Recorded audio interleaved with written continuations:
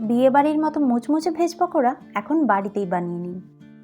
তার জন্য একটা বাটিতে নিয়েছি কিছুটা গ্রেট করা গাজর, একটু পালং শাক, একটু বাঁধাকপি, অল্প একটু বিনস কুচি আর দিচ্ছি একটু ফুলকপি।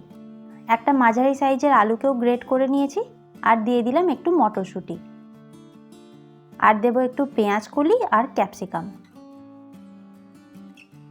এবার স্বাদ মতো নুন দিয়ে এই সবজিগুলোকে 5 মিনিট খুব ভালোভাবে চটকে মিক্স করে নিতে হবে। এরপর দিয়ে দিতে হবে একটু পেঁয়াজ কুচি, স্বাদ মতো কাঁচা লঙ্কা কুচি আর একটু আদা রসুন বাটা। আর দিচ্ছি হাফ চা চামচ হলুদ গুঁড়ো, হাফ চা চামচ লঙ্কা গুঁড়ো, 1 চা চামচ জিরে গুঁড়ো, 1 চা চামচ ধনে গুঁড়ো আর দিয়ে দিলাম 1 চামচ চিনি। এবার বাইন্ডিংয়ের জন্য দেব হাফ কাপ মতো বেসন আর 4 টেবিল চামচ চালের গুঁড়ো। এবার এই সব কিছুকে খুব ভালোভাবে সময় নিয়ে মিক্স করতে থাকুন। এখনই জলের ব্যবহার করবেন না। এরপর দিচ্ছি একটু ধনেপাতা কুচি আর একটু লেবুর রস। আবার এই সব কিছুকে মিক্স করে নিতে হবে। এরপর কড়াইতে দিয়ে দিলাম বেশ খানিকটা তেল। তেল গরম হলে পকোড়াগুলো এক এক করে দিয়ে দেব।